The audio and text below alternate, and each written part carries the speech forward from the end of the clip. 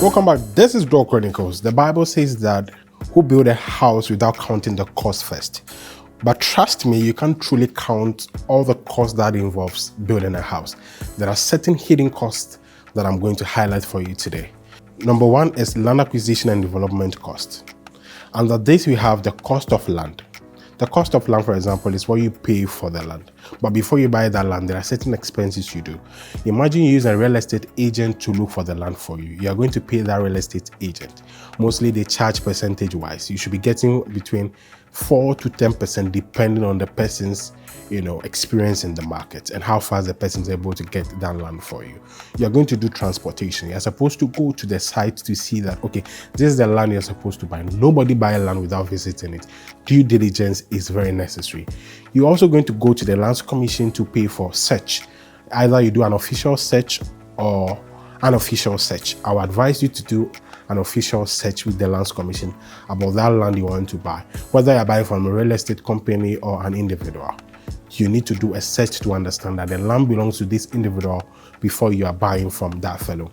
If you happen to buy from the real estate company, then you don't pay an agent fee to somebody, meaning the estate is taking care of that already, so you don't pay an agent. But if you are buying from somebody, an individual owner, you need an agent, and that agent needs to go through the market for you and get that land. But if you decide to do that yourself, you need to do it back and forth. You need to do some consultations. You need to ask certain people whether the land belongs to the fellow you are buying from before you can buy that land. These are all costs you may not be prepared for. Another cost under this also is the land surveying cost. If you're buying from an individual, it means you're going to do the site plan and the indenture yourself. You need to get a surveyor to do that for you. Even at the beginning stage before you buy that land, doing the search, you need a surveyor to go pick the points to go run a search for you. That surveyor definitely is going to take some money, right? So that surveyor need to do the site plan indenture for you. This is the cost you also need to pay for. That is not attached to the cost of the land itself. Another one is the conveyance deed. Let's say you are buying the land, you need to do transfer into your name. You're supposed to pay for that also. That is the final registration with the Lands Commission. You need to pay them for them. They can do that transfer for you.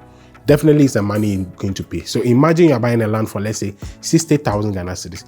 You are sure to spend around 15,000 or between 10,000 to 15,000, an extra cost from all these things to be able to get that land. So the cost of that land is obviously 60,000.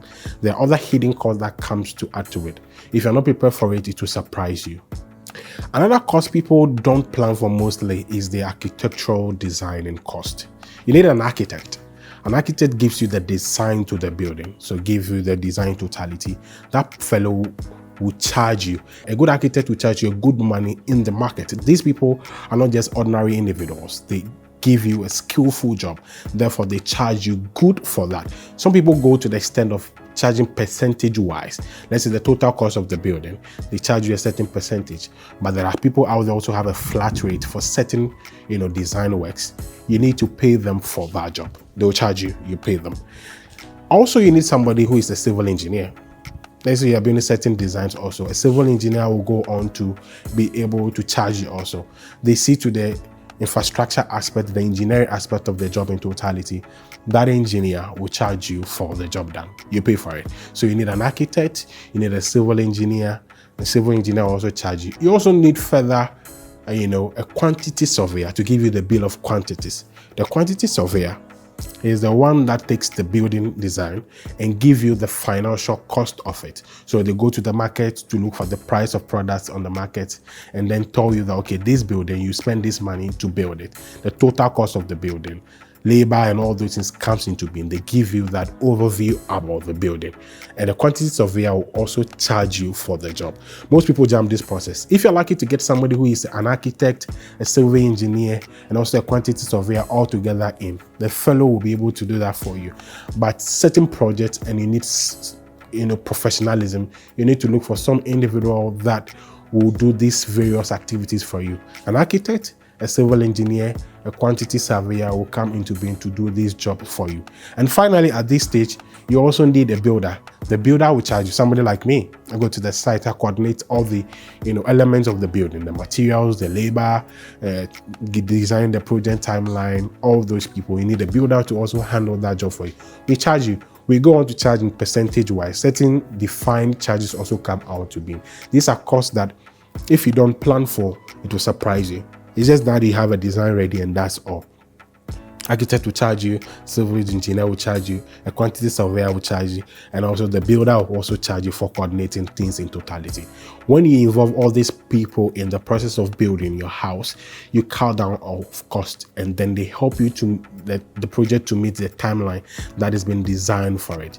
These individuals are key. They play a crucial role, so you cannot jump them when you want to go there and build a house. It's a cost you need to be prepared for. It's a hidden one. You may not feel you need to spend money on that, but you are going to definitely spend money to get these people to do the job for you. Another type of cost is compliance and regulatory cost. Compliance and regulatory cost. Before you build that house, when the architect do the design works for you and everything is ready before you move to site to start building, you need to visit certain agencies that will approve your plan. Let's say the municipal assembly, the district assemblies, you need to sell your design to the planning department to approve your design. Those people will charge you for approving the design for you. Somebody needs to go to the site to see that the land belongs to you, the plan you want to put it there is right, and also the plan doesn't fall within the state's the state's infrastructure design project or whatsoever. If you don't involve those people in build, you see that they come to write on their building, stop work, produce permit and all of that. They will charge you for the building. If it's a story building, the price is different. If it's normal a bungalow building, the price is also different. And then you're also going to meet certain people on the way, and then you spend money to get those approval done. If let's say it's a business also, you need somebody like, you need an agency like EPA, Environmental Protection Agency, to do certain approval for you. Let's say you have a filling station you want to build, you have a hotel. There are certain standards those facilities must meet because public individuals will be coming in to use those facilities. You need these agencies to do certain approvals for you, and you spend money on that. Also, fire service also need to give you a fire certificate before you can also build your house. If your individual house is also your home house, it's something you need to spend money on for fire service to do approval for you to understand that, okay, this is what I'm going to spend for. All this comes with a cost. All this also comes with the time you need to be dedicated to these processes. You need to talk to certain people. You can't skip the regulatory and compliance cost also. Another crucial cost is the material and labor cost. You see, the quantity surveyor gives you a price of the building or an estimate during a period. Let's say a quantity surveyor give you the price or an estimate in January and you're starting your building in June. You need to revise that. Things will go high. Definitely in Ghana, things always go high. So therefore, they can give you an estimate for a building, but eventually by the time you get to the time to build, the material costs will go high, labor charges will also go high. These are surprises. They can go as high as 10% significantly to have impact on the budget you are prepared for. Therefore, when you want to build, you need to plan for contingencies. Even the quantity survey, the bill that will give you, the bill of quantities that will give you, you see that they make room for contingencies, sometimes 5% to take care of these increments and all that. But sometimes the system can be so wild that increments will go so beyond a certain threshold that you're not budgeted for. When those things happen, it have impact on the project in totality. Therefore, the cost goes high. You may not plan for that at the preliminary stage, but the prices are high now, and then you must adjust to get the project to go on. These are very critical things. The labor cost may go high. Maybe the timeline for the project will also go. Maybe water come into being, the project need to delay. You work and then the material, some of them wipe off. Let's say you do laying of blocks and there is a heavy storm, there is a heavy rain. The materials will fall. You need to start from the beginning. These are all key individual hidden costs that you are likely to face in the building process.